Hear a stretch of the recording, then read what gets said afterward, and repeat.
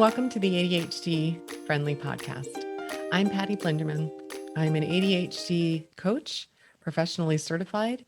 I'm also the founder and facilitator of the ADHD POM coaching group. POM stands for Personal Owner's Manual. If you want more information on that, you can check out my website, addpositivefocus.com/POM, POM. Into today's episode. Today, we're going to be talking about success journals and why they are an essential skill for ADHD brain wiring. I'm going to give you an overview of how everybody's brain is wired for negativity and how everybody can benefit from a success journal practice. But this is, again, essential for those of us with ADHD brains. So let's begin with negativity. Gonna dig in here. Our brains are wired for negativity, and that's true for everybody. If you have ADHD, it is only made worse. We tend to focus on negatives, and when we do, we literally are creating those negative neurochemicals, such as the adrenaline, which is that fight or flight response, or cortisol, which is created from stress and anxiety. And those chemicals stay in our body far longer than the positive ones. We need to literally look for ways to build up the connection to positivity more easily. Dr. Martin Seligman did a study, and what he did was he had participants write 3 successes a day for 2 weeks. Each night, just recording 3 a day. And the participants that participated in this study shared that 92% of them reported feeling happier within 15 days.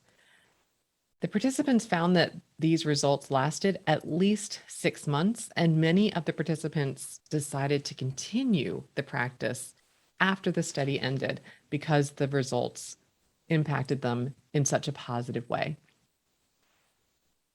I always challenge participants of my Personal Owner's Manual group to begin their success journal. I call it the foundation of starting your own POM, the Personal Owner's Manual. And I talk about how to go about that. And I share the study, but then I go into what your journal might look like. So I'm going to talk about physical journals. You can certainly do this in your Notes app or a Word doc. Absolutely. But I'm going to, for our purposes today, talk about a physical success journal and how to select one. So if you're listening to this podcast, I'm going to be describing these, but if you want to see what I'm referring to, you can always go back and find me on YouTube at ADHD-Friendly, where you'll be able to see the different examples I am going to be sharing. So I prefer a smaller success journal. I've been writing in journals, sharing my successes so I remember them for years. And I prefer basically the 6x8 or 6x9 size, so a junior notebook size. And this is the one that I just finished up with last week. And this is why this topic came into being. It's a Snoopy journal. Snoopy is one of my absolute favorite things. I love all things Snoopy. And when I filled it up, I have a number of journals because a lot of my friends and family members know that I like to write in my journal. And so I've gotten a number of journals over the years. It takes me a while to fill them up because I literally use it just to write down 3 short things every day. And so I pulled out my new journal and I had a couple to choose from. And so I picked this one. It has a little tag. It's a 6x9 journal and it's lined as opposed to a blank one. So that's one of the things I'll ask you to notice. Do you like to have the structure of lines to write on, or do you like a big open space? I have a number of clients and colleagues that tell me that they like the open space. They'll like to draw sketches. They don't want to be restricted to writing inside the lines, if you will. I tend to write pretty messy. And lines just helps me to write a little bit more neatly. If I don't have lines, I tend to write diagonally and it just looks like a mess and it doesn't pull me back in to want to keep it up. So I prefer lines, but I do ask you just to notice if lines would be the way to go for you, or if you prefer something without lines. And then notice the feel of the paper. With ADHD brain wiring, we can be really sensitive to how something looks and feels. So do you like the look of the paper? Do you like the way that the paper feels in your hands? I am one of those that is very sensitive to it. So if I don't like the feel of the paper, I'm not going to write on it. I guess that sounds a little bit like a paper snob, but it just is. I try to notice if I feel resistance, and I pay attention to that, because what I know is that resistance over time will result in me just dropping off and not doing it anymore. So I resist rough paper that doesn't write smoothly. I'm going to hold up for those of you listening. I'm just showing the entry. This was my new journal, and the date is Monday, October 18th, 2021. When I write in it each night, the next day, I write number one, and I start my journal with the first thing I fill in, which for me is always my 2-minute exercise goal. I like to check it off. That's a first success or celebration that I get to put in there every day, whether or not I did it. And then I also track, I'm trying to eat more fruits and vegetables. That's just something I make a little prompt in there. Number one, I write 2 minutes in the checkbox. I have a checkbox for fruit and then a checkbox for veggies. And that's just the first thing that I check in to celebrate. And then I write a number two.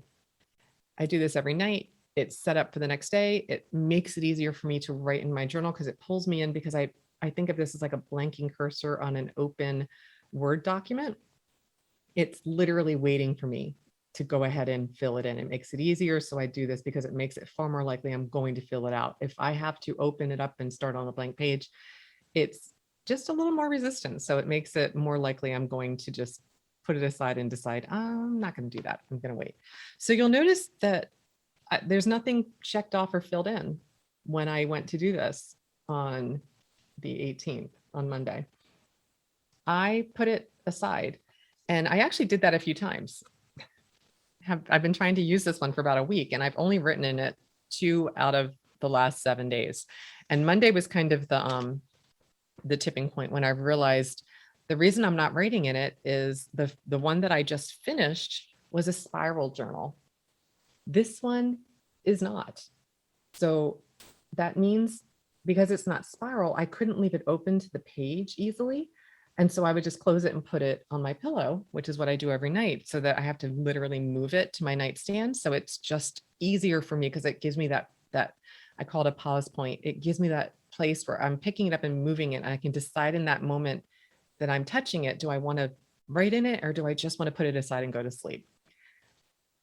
With my spiral journal, I would pick it up and write in it because, again, I can see the prompt. I can see it's already set up for me, and I'm just going to go ahead and write down my successes. With this one, it was closed.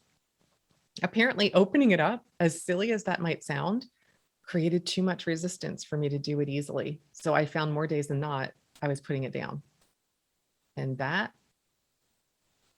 not sustainable over time. So I looked at my other journals. And so I'm going to highlight this again. When I open this one, it actually, and I'm showing, it doesn't lie flat. And that didn't work. So I found another journal that a friend of mine gave that's just a beautiful journal, just gorgeous. I love this journal. But again, it's not spiral. It does lie flat.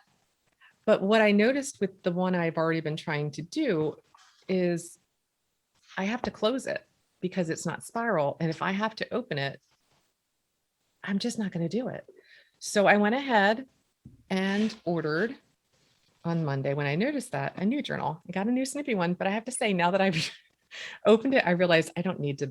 This was a bit more expensive because of the peanuts characters being on it. I don't even need that next time because it always stays open. And so I'm just going to hold it up and I'm going to read it for those of you just listening. I wrote down the date for yesterday, Tuesday, October 19th. And you can see like my prompt. And then I went ahead and I filled it in last night.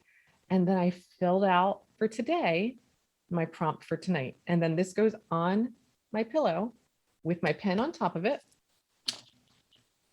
And I just leave it there.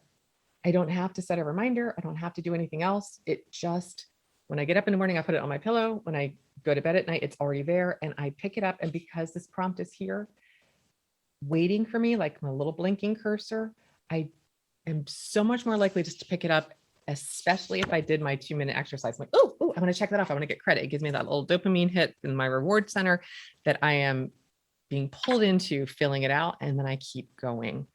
So I just want to highlight some of the, I wanted to talk through some of those examples just to get you thinking about what would work for you. What would the ideal journal look like? I always encourage people, go into a store that you can physically feel them, Barnes and Noble, Target, wherever you want to go to look at the journals, hold them in your hand. Notice how the feel of it hits you. Notice when you open it up, do you like the feel of the pages? Do you like the layout? Do you want it to be blank? Do you want it to have a spiral binding? Notice what's going to work for you. Experiment. If this is interesting to you to try, I really encourage you, experiment. Like I did with my brand new journal. If I expected myself to keep trying to use the one that didn't open up so I could see the next day's prompt, I can guarantee you I would fall off this routine really easily. And I would probably, I've done this before, stop using it for a year or two even before I would pick it back up again. And so I was able to notice what was getting in the way and just go ahead and allow myself to get a journal that I would use. So just notice what's going to work for you. I encourage you, if this interests you, to just experiment with it in an ADHD-friendly way. What will help you just to start with your successes, to capture them? What's the easiest way for you to just begin?